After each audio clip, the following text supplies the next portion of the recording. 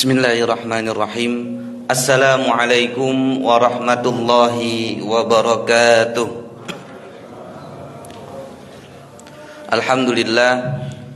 Alhamdulillahi rabbil alamin, wal aqibatu lil muttaqin, wala udwana illa 'alal zalimin. Asyhadu an la ilaha illallah wahdahu la syarikalah, wa asyhadu anna Muhammadan abduhu wa rasuluhu la nabiyya wa la rasula ba'da. Allahumma salli wa sallim wa barik ala sayyidina wa maulana Muhammadin wa ala alihi wa ashabihi ajma'in, amma ba'du. Hadirin jamaah yang dirahmati oleh Allah Subhanahu wa taala. Kita lanjutkan kajian kita tentang sirah nabawiyah. Yang mana sirah nabawiyah yang sebelumnya perjalanan kisah Nabi Muhammad sallallahu alaihi wasallam kemarin sudah kita bahas, yang kaitannya Nabi disusuin sama siapa? Ya, kita sudah tahu Nabi itu disusuin sama salah satunya Halimatus Sa'diyah. Ya. Jadi Nabi benar-benar dijaga sama Allah dari segi makanannya. Ya, walaupun Halimatus Sa'diyah orang fakir, tetapi dia menjaga semuanya dari hal-hal yang haram.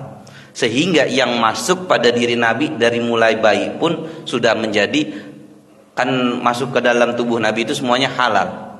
Ya, jadi sosok Halimatus Sa'diyah dan suaminya itu sama-sama walaupun orang fakir miskin, tetapi mereka tetap mencari sesuatu yang halal. Karena apa? Untuk diberikan asinya kepada Nabi Muhammad. Kemudian kita lanjutkan ketika sudah masa kecil. Kemudian pada waktu itu kita sudah jelaskan sepintas ya, tentang bahwasanya ketika itu Nabi Muhammad sallallahu alaihi wasallam pergi. Waktu itu ketika di usia sudah selesai persusuan, sudah kemudian hidup bersama ibunya Siti Aminah. Ya, kemudian hidup bersama Siti Aminah di usia yang ke-6 tahun, dia pengen ziarah. Ya, ziarah ke tempat bapaknya, ke tempat bapaknya Abdullah yang sudah wafat di Madinah. Jadi pengen pergi berziarah tuh. Udah sampai ke sana, udah ziarah, kemudian balik lagi, sudah sampai di Madinah mau balik ke Mekah. Ya, qadarullah ya, ibunya Siti Aminah itu sakit di perjalanan. Ya, ibunya sakit di perjalanan, bahkan ibunya itu meninggal di pangkuan Rasulullah yang masih kecil pada waktu itu. Ya, kita bayangkan Nabi Muhammad baru usia 6 tahun, ketika di perjalanan mau pulang ibunya meninggal. Ya, betapa sedihnya ketika Nabi Muhammad sudah kecil, Allah sudah kasih cobaan begitu besar. Ya, kalau kita bayangkan tuh 6 tahun habis ziarah ke tempat bapaknya, tempat orang tua ayahnya yang meninggal, pertengahan perjalanan meninggal ibunya. Ya, sedih banget. Nyampe ke rumah diambil asuh sama kakeknya Abdul Muthalib. Ya, jadi Nabi proses menjadi Nabi itu dia melalui pendidikan yang memang singkat-singkat tetapi sangat mendasar.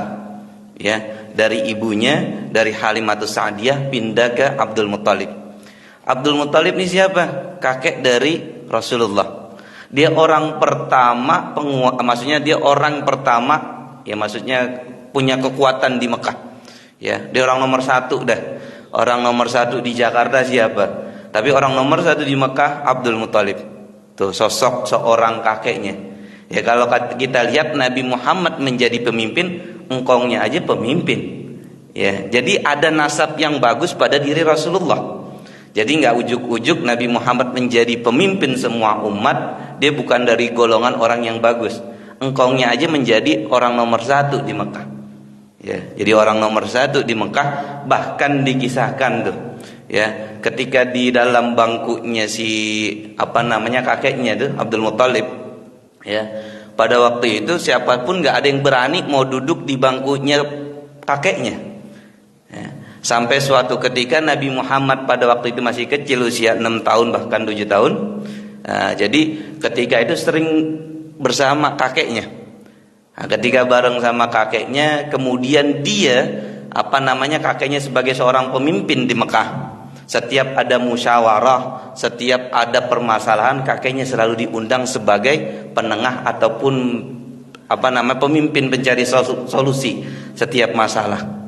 Nah, jadi Nabi Muhammad sudah diajak Yo ikut engkong misalnya kayak gitu. Ikut engkong kemana?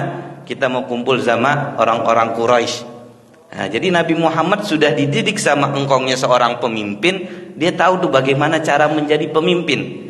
Nah, jadi sosok Nabi Muhammad menjadi pemimpin tidak lepas dari sosok kakeknya juga yang mendidik dia bagaimana cara memimpin kota Mekah pada waktu itu. Diajak tuh ketika lagi kumpul di sini, diajak. Ketika dalam bangkunya orang-orang nggak ada yang berani duduk di bangkunya. Sampai suatu ketika pada waktu itu Abdul Muthalib agak sedikit telat.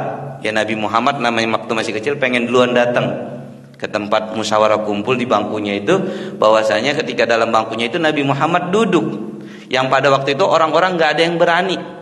Bahkan burung pun kalau misalnya ada burung yang hinggap di bangkunya Abdul Muthalib langsung diusir, ya langsung diusir karena saking wibawanya si Abdul Muthalib. Orang-orang dari anaknya, cucunya semuanya pada takut.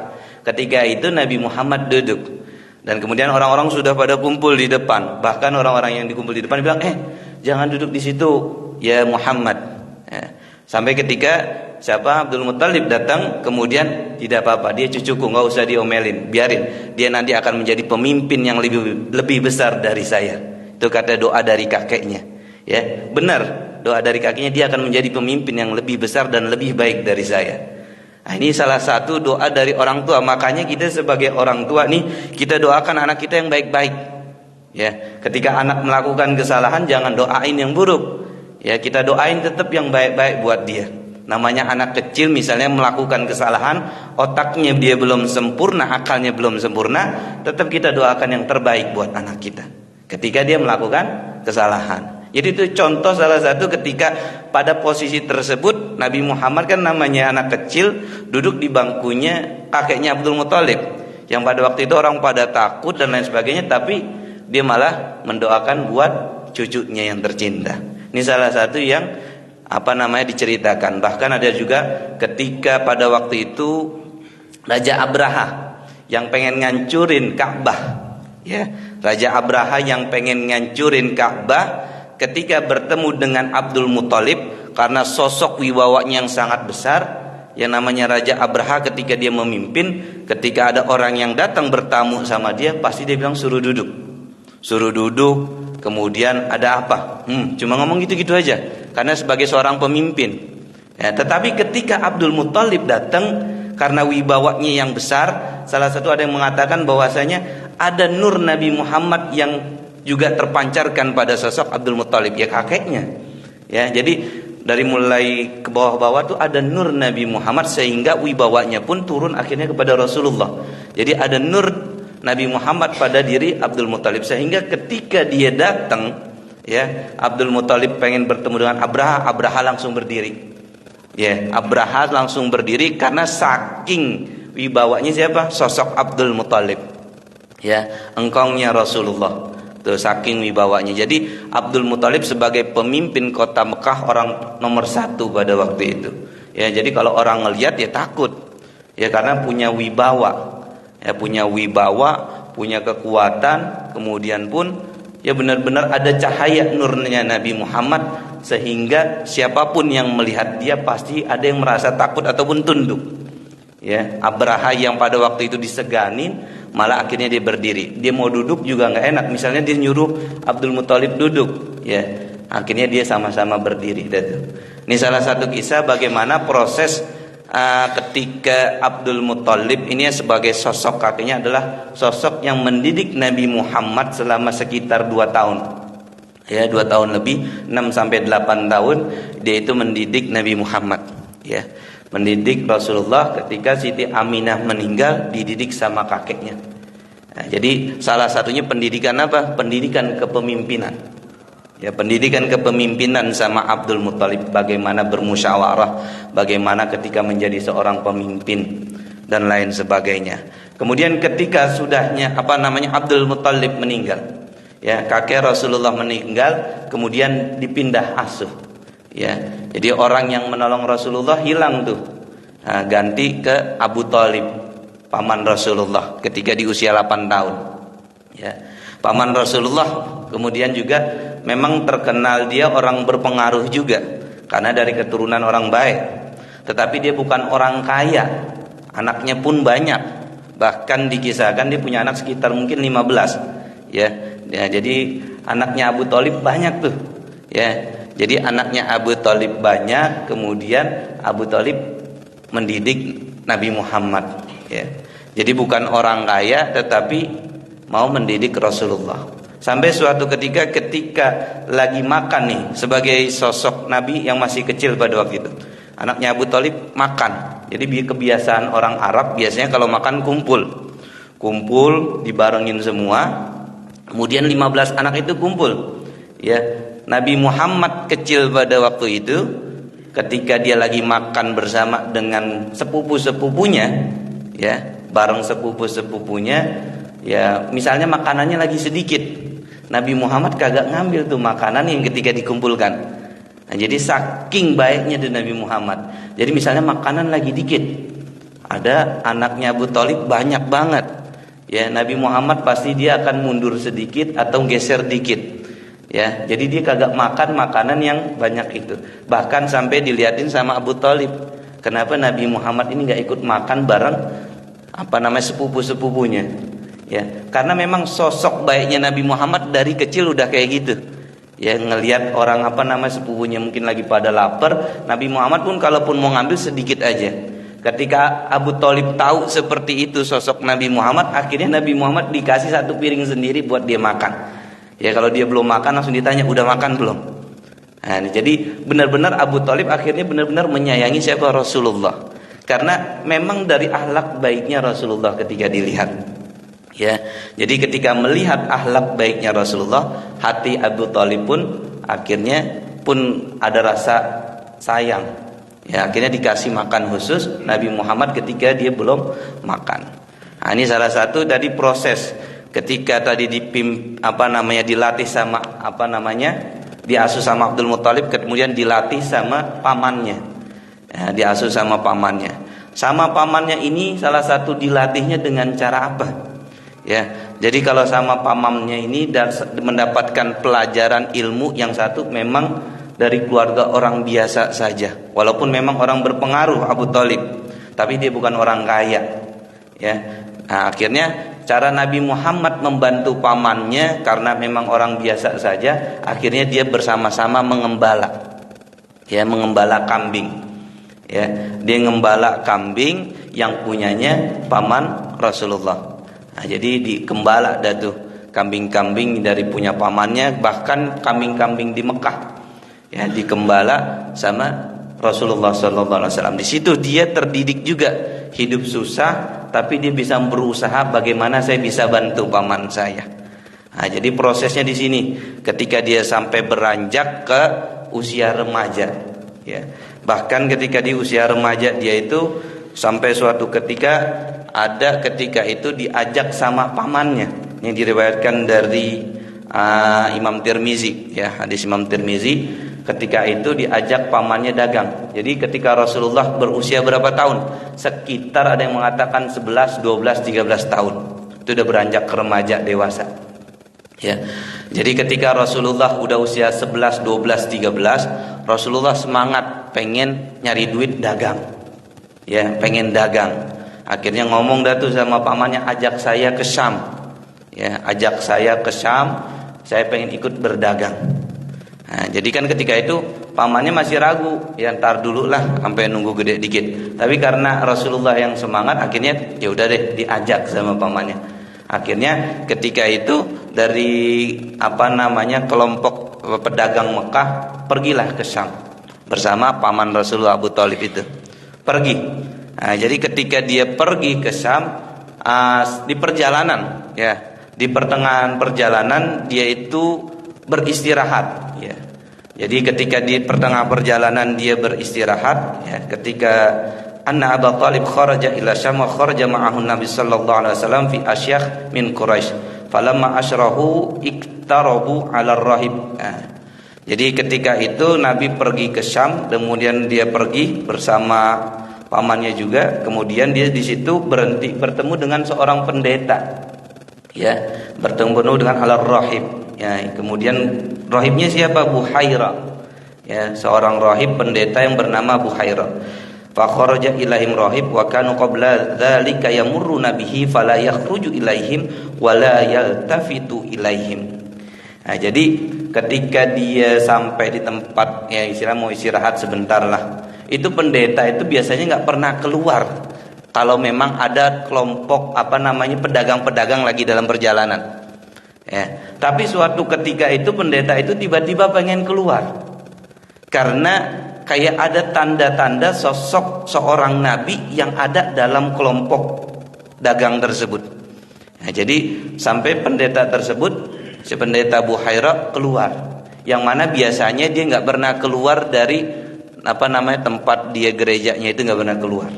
Dia keluar tuh dari gereja di kelompok itu, kemudian dilihat, ya, kemudian faja'ala yatakhallalahum rahib hatta jaa fa akhadha bi yadi Rasulullah sallallahu alaihi wasallam faqala hadza sayyidul alamin. Kemudian dipegang tangan Rasulullah. Dikatakan apa? Hadza sayyidul alamin, hadza rasul rabbil alamin. Ya, dibilang ini adalah sayyidul alamin dan ini adalah rasul, ya. Istilahnya ini adalah rasul rabbil alamin, seorang nabi yang akan menjadi rasul terakhir. Tanda-tandanya ada. Ya. Ya ba'athullahu rahmatan lil alamin faqala asya min quraish ma ilmuka qala innakum hina asyraftum minal aqabah lam yabqa syajarun wala hajarun illa kharra sajidan. Ya. Ketika dia melihat itu sudah ada tanda-tanda kenabian. Ya, salah satunya tanda nabi itu ketika itu si rahib Buhairah itu penasaran. Ya. Jadi ketika penasaran dilihat pundak Rasulullah.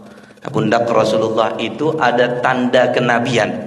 Ya, sebagian ulama mengatakan tanda kenabiannya mungkin seperti kecilnya itu seperti telur burung merpati. Ya, jadi kecil dia di pundaknya dan kemudian ada bulunya sedikit di pundak Rasulullah. Jadi dilihat tuh sama rahibnya sama pendetanya. Pas dilihat, oh ini benar sosok. Dia adalah akan menjadi seorang nabi.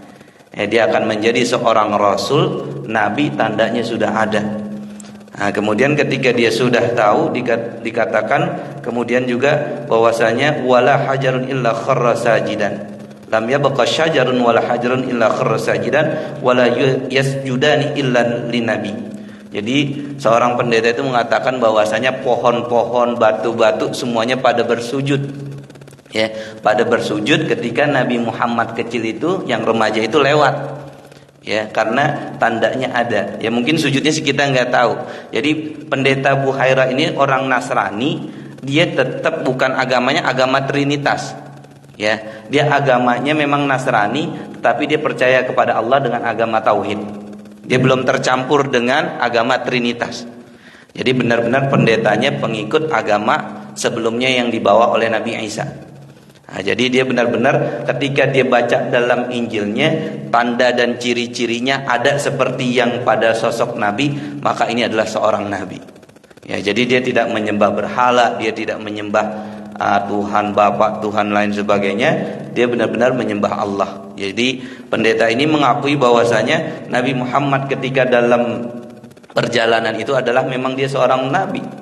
Ya, ketika dia dikatakan seorang nabi, bahkan dalam riwayat di sini dikatakan ketika Nabi Muhammad mau duduk di pohon. Ya, ketika dia mau duduk di pohon, orang-orang Quraisy yang dagang itu udah pada duduk di pohon. Udah pada neduh kan saking panasnya padang pasir. Ya, jadi berteduh, akhirnya Nabi Muhammad kagak dapat tempat. Dia duduk di bagian yang mungkin pohonnya itu kagak dapat ketutupan. Ya, akhirnya yang penting duduk aja dah. Tapi ketika pohon Nabi Muhammad duduk, pohonnya malah bergeser menutupi Nabi Muhammad. Nah, ini salah satu mukjizatnya Nabi ketika kecil.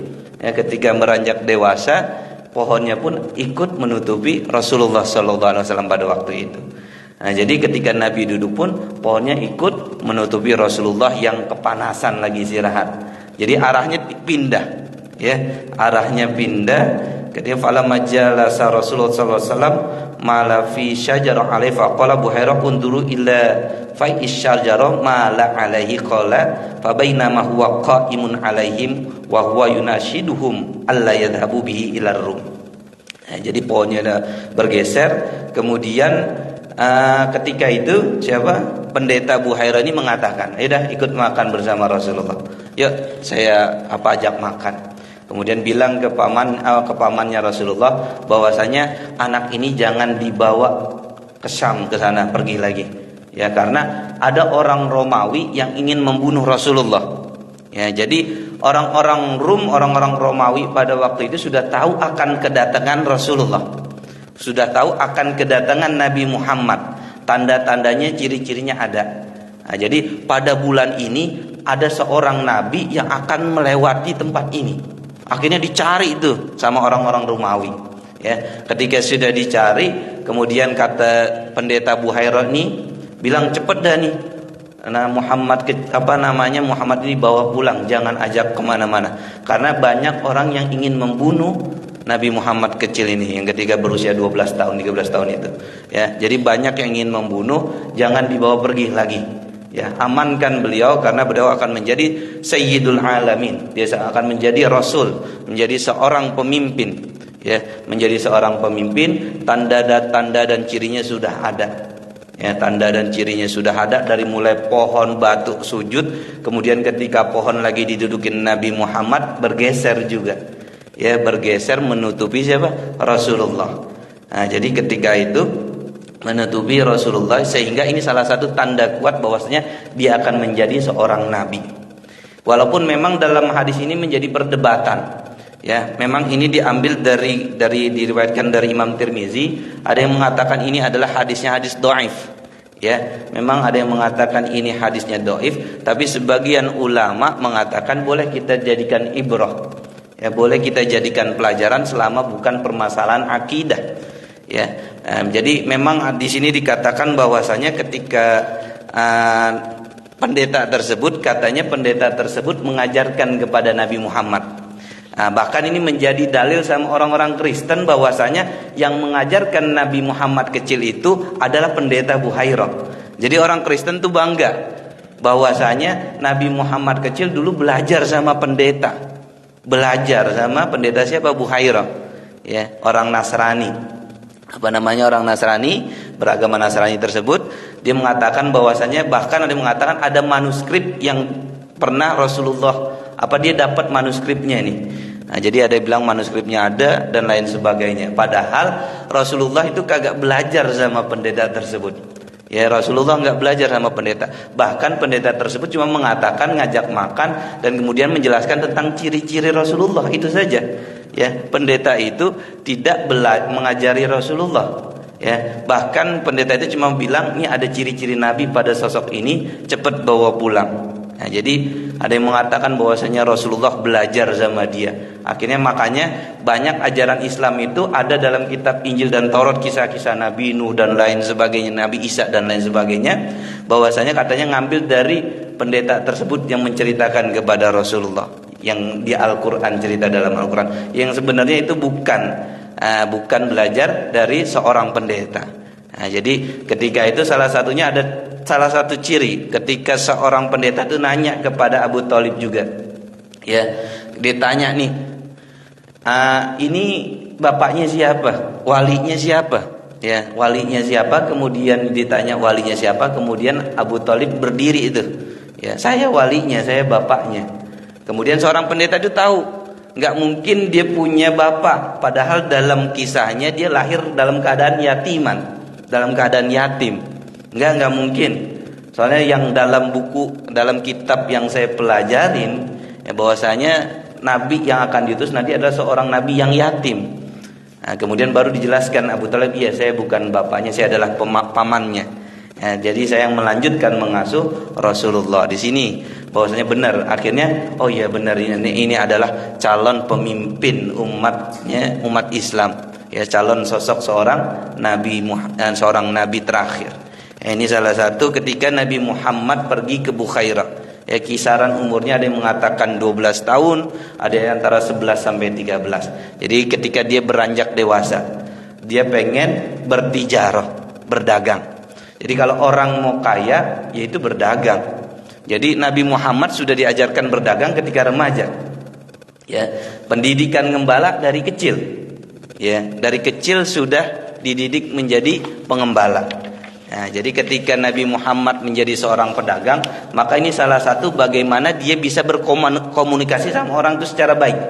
Kita lihat, kalau pedagang yang baik ketika dia menawarkan sesuatu kepada orang, maka dengan ucapan yang baik, menawarkan dengan cara baik, kemudian menjelaskan dengan cara baik, barangnya baik, orang yang mendengarkan atau yang mau beli pun akan senang.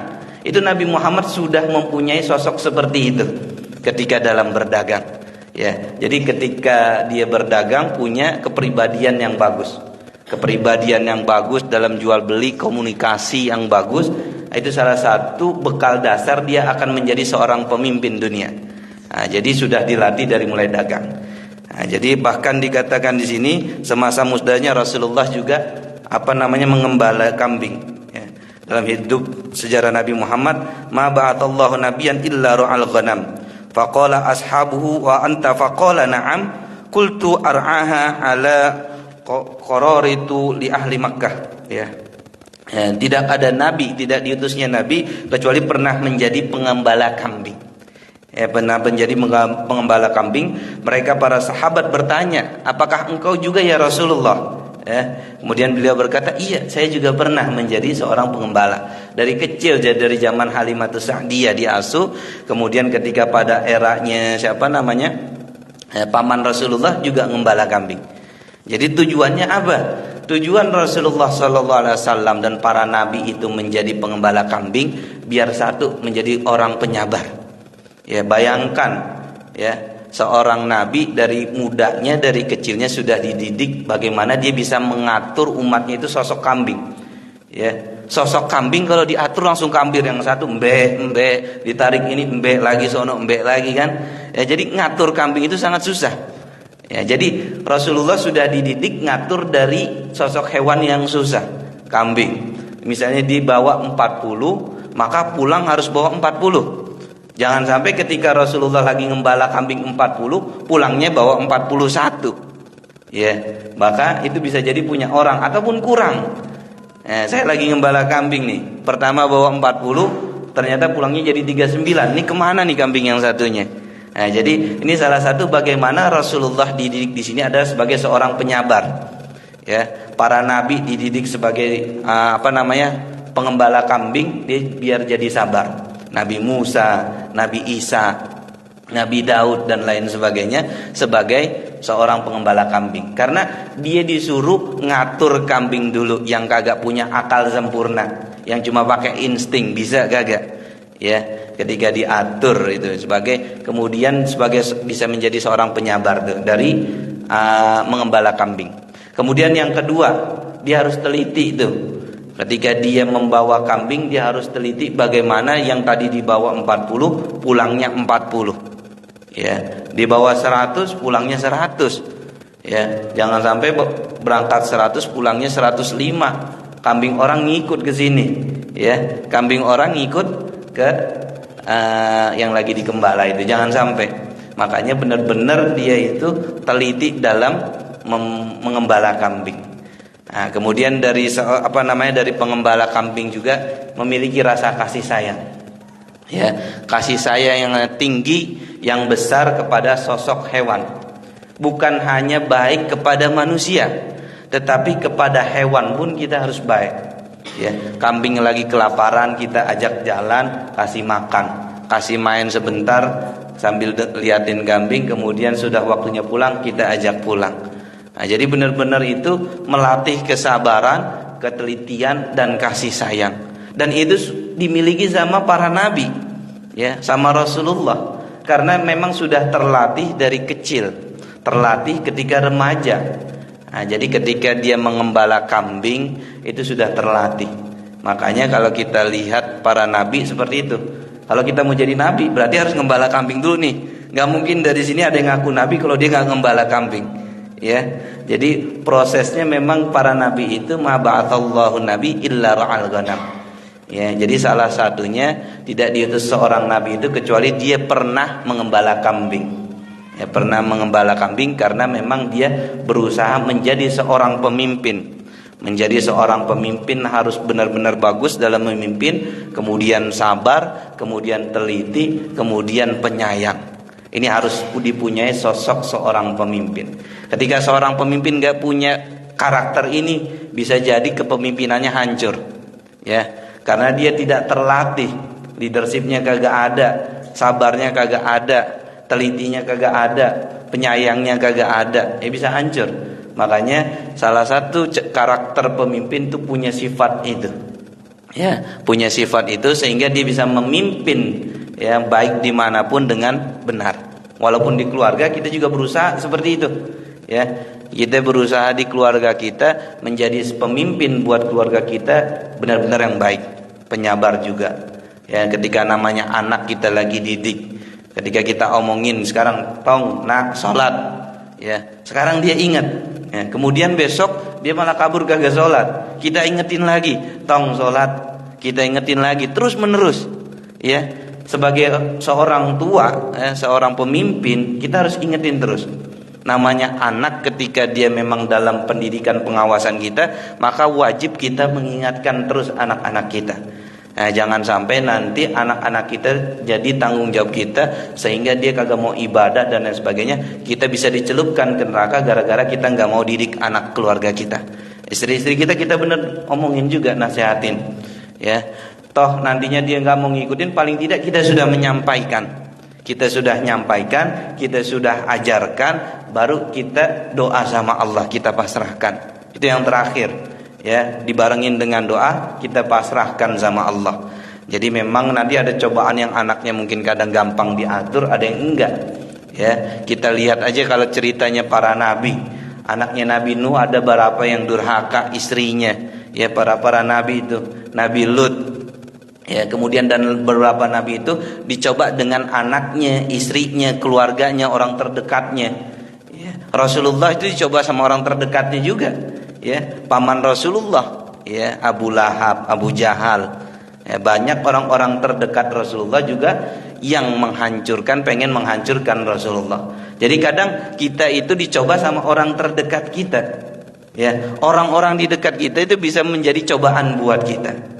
Sehingga apapun yang Allah kasih cobaan, kita mohon sama Allah agar kita agar kita diberikan kemudahan dalam menjalani cobaan tersebut. Dimudahkan dalam ketaatan kita, ibadah kita, mendidik keluarga kita dan lain sebagainya. Nah, kita mohon sama Allah, karena kita nggak mampu, istilahnya semua yang menimpa cobaan kita itu, kita mohon sama Allah semoga diberikan kesabaran juga, ya, ketabahan juga, ketenangan juga. Jangan sampai ketika cobaan-cobaan yang hadir dalam diri kita itu kita malah emosi, akhirnya kita nggak terkontrol dan lain sebagainya. Ini salah satu bagaimana kita bisa menjadi seorang pemimpin dalam keluarga, ya. Jadi seorang Rasul ketika di masa remajanya dididik dengan satu, yaitu dia berdagang, kemudian dia berdagang atau tijarah, kemudian dia mengembala kambing. Jadi sudah dididik dua itu. Kita lihat ketika kita ingin kaya, ketika ingin komunikasi yang bagus, maka dengan tijarah, dengan berdagang, ya. Ketika kita ingin menjadi seorang yang kaya, komunikasi yang bagus dan jujur, kejujuran itu dalam berdagang sangat diperlukan. Sosok Rasulullah sudah sangat jujur, ya. Sampai istrinya Rasulullah, Khadijah, ketika waktu itu benar-benar kagum dengan sosok laki-laki yang ketika itu disuruh dagang. Yang disuruh dagang, jadi waktu itu Rasulullah berdagang bersama Maisarah, ya, khadimnya Khadijah, ya, khadimnya pembantunya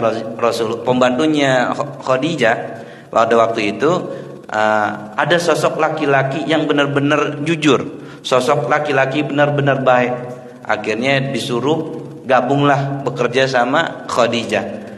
Jadi kerja bareng tuh sama Maisarah untuk pergi berdagang ke Syam. Ya, ketika pergi ke Syam ternyata keuntungannya bisa 3 sampai 5 kali lipat ketika dibawa sama Rasulullah. Yang sebelumnya pernah dibawa sama Maisarah ataupun lainnya nggak pernah dapat untung lebih banyak dari itu.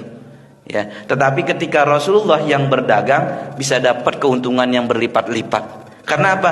Karena kecakapan Rasulullah dalam berbicara, karena bagusnya Rasulullah dalam berkomunikasi dan lain sebagainya. Kemudian kejujuran Rasulullah, sehingga itu yang menjadikan dia menjadi seorang pedagang yang bagus. Nah, ini salah satu karakter Rasulullah ketika dia mau jadi pemimpin, gak langsung jadi pemimpin aja.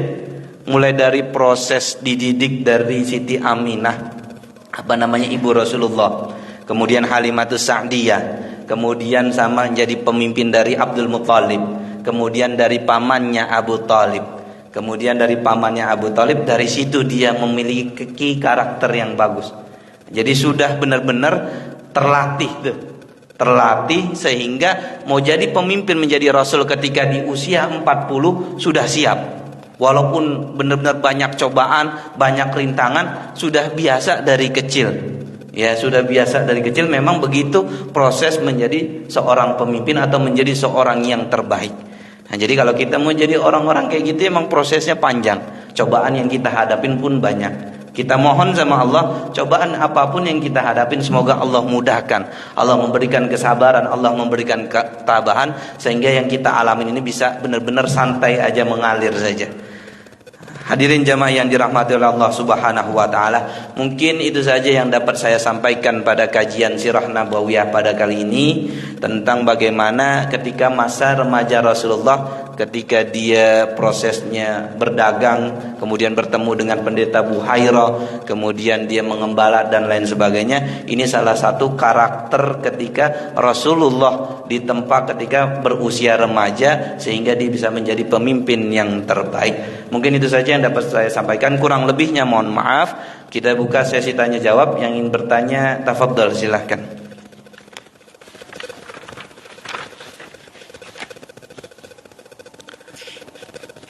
Terkait ada yang mau ditanyakan?